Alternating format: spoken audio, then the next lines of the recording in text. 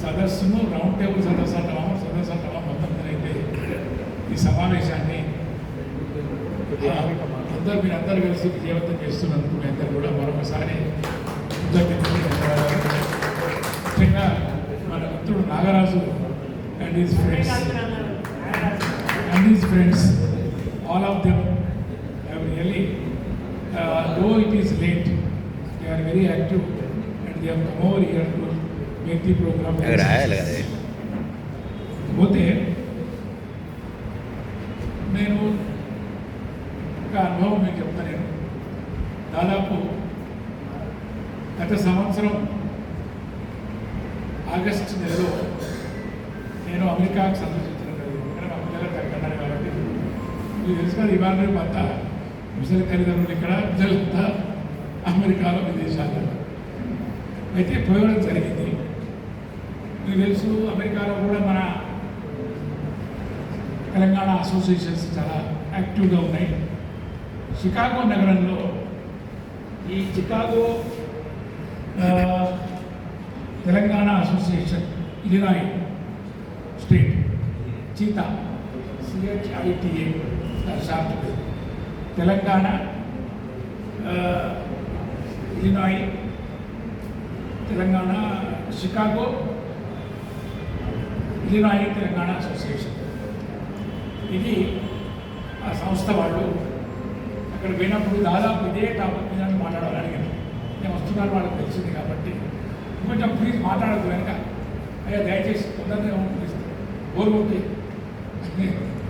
అయితే ఇదే టాపిక్ మీద ఆగస్టు 4వ తారీఖు నాడు నన్ను మాట్లాడాలని అడిగాను. ఇట్లనే ఎక్కడ కూడా ఇదే కల్చర్ మనది. మనోడు తొందరగా రాదు టైంకి మెల్లగా వస్తుంది. ఇచ్చిన టైం కంటే ఒక గంటన్నర ఎప్పుడు అంతే. అదే తిరిగి వాళ్ళు కూడా అట్లా సరే మొత్తం మీద అందరూ వచ్చింది. మొత్తం మీద ఇక్కడ దాదాపు ఎంతమంది ఉన్నారంటే 23 నుంచి 30 తర్వాత మీద 40 మంది దాకా వచ్చింది. అంత మన తెలంగాణ నుంచి పోయిన వాళ్ళు కూడా తెలంగాణ ఉద్యమంలో అక్కడ చాలా గొప్పగా పార్టిసిపేట్ చేశారు. తర్వాత బతుకమ్మ పండుగ చేసుకుంటారు, దసరా చేసుకుంటారు, అన్నీ బ్రహ్మాండంగా నిర్వహించారు. అయితే మేము తెలంగాణ మీటింగ్ పెట్టినప్పుడు జయశంకర్ సార్ తోటి నేను కూడా కలిసి పనిచేసాను. అయితే సార్ కూడా ఏదైనా మీటింగ్ పెడితే కరెక్ట్ టైంకు చేసేది. 5 నిమిషాల ముందు 4 లేకుండా 10 నిమిషాల ముందు పోయి ఏమైనా నేను రావాలని అడిగింది. నేను సార్కి జనం సమగాలి సార్ 10 నిమిషాలు రావాలి, జనం సమగానే పని చేస్తాం అని చెప్పేది ఆయన. సరే మొత్తంగా నేను అట్లా పంక్చువాలిటీ, మెయింటెనెన్స్ ఆఫ్ పంక్చువాలిటీ అనేది చాలా ముఖ్యం. అయితే మన వాళ్ళు కొంచెం లేట్గా స్టార్ట్ అయినా కానీ ఒకసారి వచ్చిందంటే మాత్రమే కదా దాన్ని విడిచిపెట్టకుండా గట్టిగా పట్టుకొని కార్యక్రమం విజయవంతం అయ్యేదాకా దాన్ని పట్టుకొని సాధిస్తాం. తెలంగాణలో అట్లే సాధించుకుంటాం. ఇలా లేట్గా చేసాం కానీ వదిలేయం కాబట్టి అది మన స్వభావం. అయితే ఇంకొక విషయం, ఇక్కడ మనం గతము, వర్తమానం, భవిష్యత్తు. ఏమిటి గతము? గతం అంటే ఎంత ఎందుకు పోవాలి? మనం 50 ఏళ్ళు పోదామా, 10 ఏళ్ళు పోదామా, 50 పోదామా, 25 పోదామా అని చెప్తాం. అంటే ఎప్పుడైనా గుర్తుపెట్టుకోండి, సామాజిక శాస్త్రవేత్తలు కానీ, ఆంథ్రోపాలజీ మానవ విజ్ఞాన శాస్త్రవేత్తలు కానీ ఏం చెప్తారంటే ఒక తరం మధ్య ఉండే తేడా 25 సంవత్సరాలు, 22 అంతే కదనే. మనకు పెళ్ళి అవుతుంది, పెళ్ళి అయినాక మన కొడుకు ఎప్పుడు పుడతాడు? అదే 25, 26 ఏళ్ళకి పుడతారు కదా. వాడికి మనకి ఎంత ఉంటుంది? మన తండ్రి కూడా అంతే ఉంటుంది, మన తర్వాత వాళ్ళ తాతకి అట్లా ఆ తేడా ఉంటుంది. కాబట్టి 25 years అనేది ఒక స్టాండర్డ్ మెజర్మెంట్గా మనం తీసుకోవచ్చు, కాల పరిమితి. ఇప్పుడు ఏమిటి, మనం రైతోత్సవాలు జరుపుకోబోతున్నాం. తెలంగాణ రాష్ట్ర సమితి చాలా ప్రధానమైన పార్టీ. ఏది తెలంగాణ రాష్ట్ర సాధనలో చాలా ముఖ్యమైన పాత్ర వహించినటువంటి ఉద్యమ పార్టీ అయినటువంటి మన తెరాస రైతోత్సవాలు జరుపుకుంటుంది. కాబట్టి ఇక మనం అక్కడి నుంచి గతం లెక్క పెట్టుకోవచ్చు. అంతే కదా, ఉద్యమం ఎట్లా స్టార్ట్ అయింది, గతం ఎట్లా ఉండే మన పరిస్థితి, ఉద్యమం రాకముందు, వచ్చినాక 10 ఏళ్ళలో కూడా ఏమైంది, ఏ డెవలప్మెంట్ ట్రాజెక్టరీ ఒక మార్గం ఏదైతే ఉన్నదో ఆ మార్గం అనేది ఈ దాదాపు 10 సంవత్సరాల పాటు ఏం జరిగింది, ఏం అభివృద్ధి అయింది అనేది ఎంత కనుక మనం సమీక్షలాగా చేసుకుంటే చాలా విషయాలు మనకు స్ఫూర్ణంలోకి వస్తాయి. అంతేకాకుండా ఇప్పుడు వర్తమానం కూడా మనకు ఇంపార్టెంట్. ఇప్పుడు ఏం జరుగుతుంది, దానికి ఇప్పుడు ఏం జరుగుతుంది, భవిష్యత్తు ఎట్లా ఉండాలి, what is the future. Future అనేది మనం ఏదో దృష్టి చెప్పినట్టు కాదు, ఈ ట్రెండ్స్ ఇప్పుడు పోయే అభివృద్ధిలో వచ్చే ట్రెండ్ ధోరణి అనేది ఇటు తీసుకుపోతుంది. మనం దీనికి సరైన డైరెక్షన్ పెట్టకపోతే మళ్ళీ మనం ఎదుర్కోవాల్సిన పరిస్థితి కూడా వస్తుంది.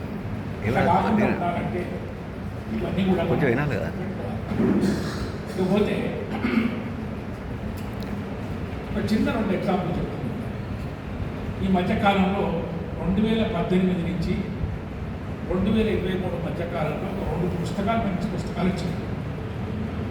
ఇంకా అవి తెలుగులో ట్రాన్స్లేట్ కాదు, ట్రాన్స్లేట్ చేస్తే ఇంగ్లీష్లో వచ్చిన పుస్తకం.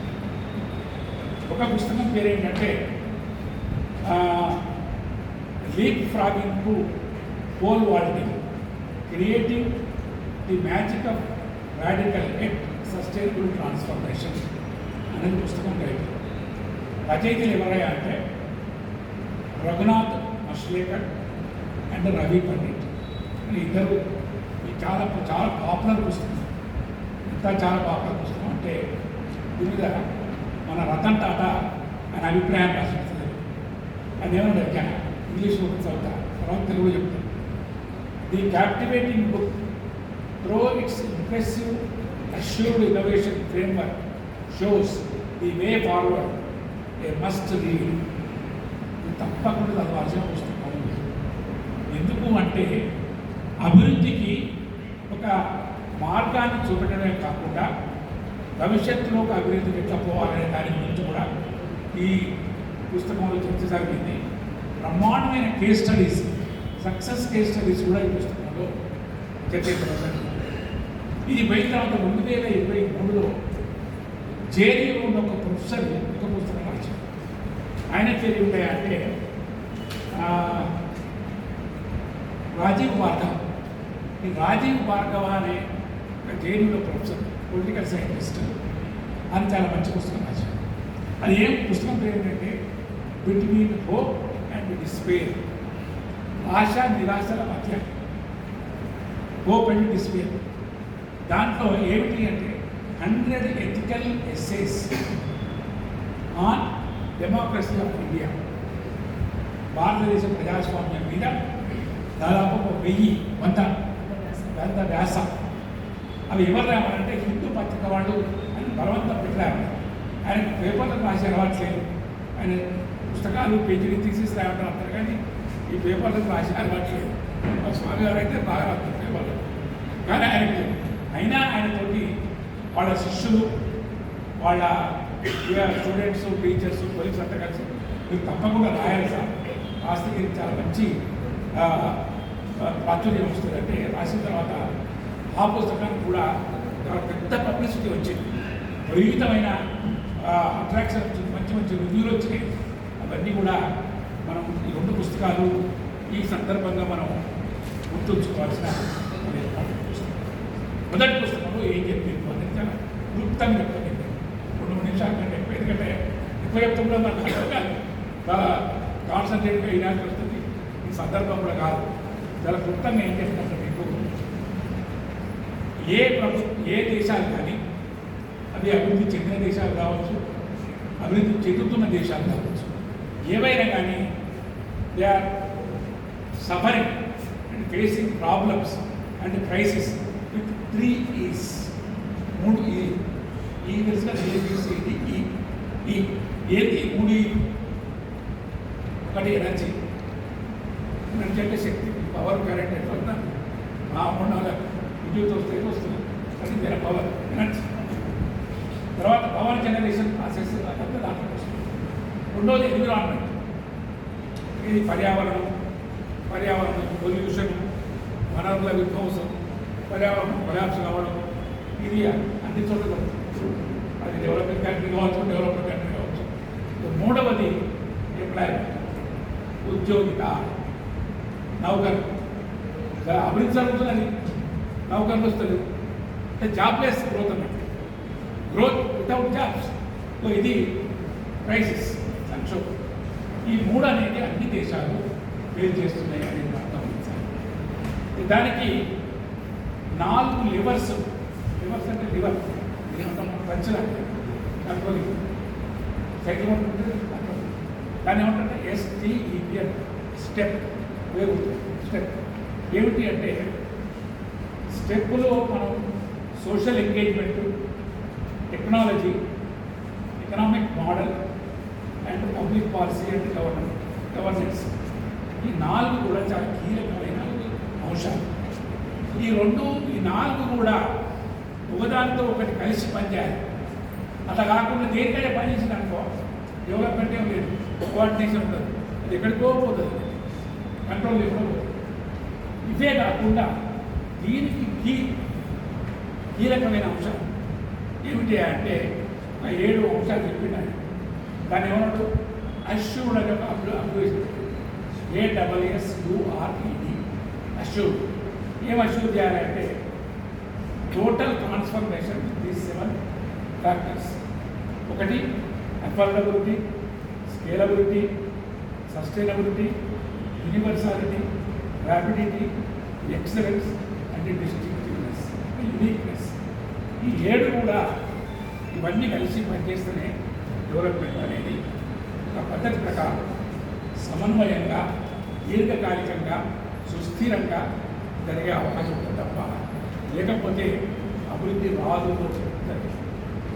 దీంతో పాటు ఈ అభివృద్ధి అనేది రాజ్యాంగబద్ధంగా, చట్టబద్ధంగా, చట్టానికి లోబడి, ఒక డిసిప్లిన్ క్రమశిక్షణకు లోబడి ఈ అభివృద్ధి అనేది జరగదు. ఆర్థిక క్రమశిక్షణ లేకపోతే ఏ అభివృద్ధి అయినా కానీ అది కొత్తపై ప్రమాదం. ఏమిటి అంటే they are core values of the constitution constitution. ఏమిటి ఆ కోర్ వాల్యూస్ అంటే ఇది ఒక ఇంద్రధన సప్తవర్ణ 7 ఉన్నాయి నాకు. ఒకటి ప్రజాస్వామ్యం, స్వాతంత్రం, సమానత్వం, సామాజిక న్యాయం, లౌకికవాదం, సెక్యులరిజం, తర్వాత pluralistic nature of society, nation and culture. అంటే మన సంస్కృతిలో ఉన్న వైవిధ్యం, బౌలత్వం, ఈ దాన్ని కూడా మనం ఈ వేదికని కూడా మనం ఉంటేనే ఒక ఇంద్రధనస్సు వస్తుంది. అక్కడ ఎట్లా వస్తుంది సప్తవర్ణ. ఆ రకంగా ఉండాలి. వాటితో పాటు విచిత్రంగా మనం నెంబరింగ్ కనుక చూస్తే గొప్ప అనిపిస్తుంది. Directive principles of state policy మన రాజ్యాంగం. దాన్ని ఏమంటాం మనం ఆదేశిక సూత్రాలు. ఈ ఆర్థిక సూత్రాలు కూడా 7. ఇవి 7 చూడండి సంఖ్య. Economic and social development, political and administrative related సూత్రాలు, జస్టిస్ అండ్ లీగల్ అడ్మినిస్ట్రేటివ్ న్యాయం చట్టపరమైనవి, తర్వాత పర్యావరణపరమైనవి, తర్వాత protection of monuments of cultural heritage, తర్వాత పీస్ అండ్ సెక్యూరిటీ, శాంతి, భద్రత, తర్వాత right to work and education leading to respectable life. ఇవన్నీ కూడా మన రాజ్యాంగంలోని ఆదేశిక సూత్రాలలో రూపొందింపబడ్డ చెప్పబడిన నియమాలు. వీటిని కాదని ఏ డెవలప్మెంట్ కానీ, ప్రభుత్వాలు కానీ, లేదా కేంద్ర ప్రభుత్వం కానీ, రాష్ట్ర ప్రభుత్వాలు కానీ తీసుకువచ్చే ప్రయత్నం చేస్తే అది డెవలప్మెంట్ కాదని, అది వేరేదైతే. దాని డెమోక్రసీ లేకుండా డెవలప్మెంట్ కష్టం. అది నేతృత్వం అయితే ఇంకేది వాటి జరగకూడదు. కాబట్టి డెవలప్మెంట్ అనే ఫ్రేమ్వర్క్ ఎంత విశాలంగా ఉంటుంది. మనం ఇదే లాజిక్ని మనం ఈ 10 ఏళ్ళకు కూడా అప్లై చేద్దాం. ఈ తర్కాన్ని, ఈ ఫ్రేమ్వర్క్ తెలంగాణలో జరిగింది. ఏం జరిగింది ఈ 10 ఏళ్లలో కూడా జరిగిన దాదాపు 9 సంవత్సరాల కరోనా పీరియడ్ తీసేస్తే, except health and education sectors తప్ప మిగతా రంగాలన్నీ కూడా విపరీతమైన అభివృద్ధిని మనకు చూపెట్టింది. మన శ్రీనివాసుడు చెప్పింది హెల్త్ అండ్ ఎడ్యుకేషన్ సెక్టార్ ఒక్కటే, రెండింటినే మనం వాటి మీద ప్రభుత్వం ఎక్కువ ఫోకస్ చేయలేదు, ఎక్కువ తన దృష్టిని కేంద్రీకరించలేదు. కానీ అగ్రికల్చర్, ఇరిగేషన్, తర్వాత ఇండస్ట్రీ, పాస్ పరిశ్రమలు, ఇది కాకుండా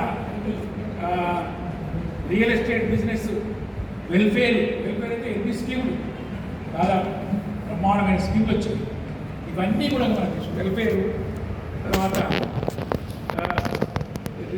reducing the land distance migrations, చాలామంది వలసలు పోయేది, అవి కూడా తగ్గిపోయినాయి. అయిపోయిన జిల్లాలో మళ్ళీ అందరూ రివర్స్ మైగ్రేషన్, మళ్ళీ అక్కడికి వచ్చి నీళ్ళు వచ్చినాయి కాబట్టి మనం వ్యవసాయం చేసుకుంటాం. ఇవన్నీ కూడా మనం గమనిస్తే ఇంకా ఈ 2 రంగాలు తప్ప ఓవరాల్గా అభివృద్ధి జరిగింది అంటే దాని అర్థం ఏంటి అని చెప్పిన కానీ లీప్ ఫ్రామింగ్ టు పోల్ వాల్టింగ్ అంటే గప్పగంతులు కాదు డెవలప్మెంట్ అనేది. పోల్ వాల్టింగ్ అంటే మనం తెలుసుకున్న ఒలింపిక్ గేమ్స్లో ఈ పోల్ జంప్ ఉంటుంది, బాగా ఉరికొచ్చి పోల్ ఇట్లా చేసి ఆ యాక్సలరేషన్ స్పీడ్ తోటి ఆ హైట్ మంచి కింద దొరికినప్పుడు ఏం చేయాలి, మనం కాల్ చేయలేకపోతున్నాం, సేఫ్ ఉండాలి. మనం చేసింది గప్పగంతుల అభివృద్ధి కాదు, లీప్ ఫ్రాగింగ్ కాదు, పోల్ వాల్టింగ్ చేసినాం. అయినా సేఫ్గా చేసినాం, ఎక్కడ దెబ్బలు తాకలే, కాలు చేసి దిగలే, but they've done it good job. కాబట్టి ప్రభుత్వానికి మనం సర్టిఫికేట్ సహాయం మంచి పని చేసినాం. మీరు డెవలప్మెంట్ చాలా వేగంగా శీఘ్రగతిన ఒక పోల్ వాల్టింగ్ లాగా చేసి వాళ్ళ అభివృద్ధి కాబట్టి కొంతవరకు జరిగిన అభివృద్ధి అనేది ఓవరాల్ తెలంగాణ ప్రాంతాన్ని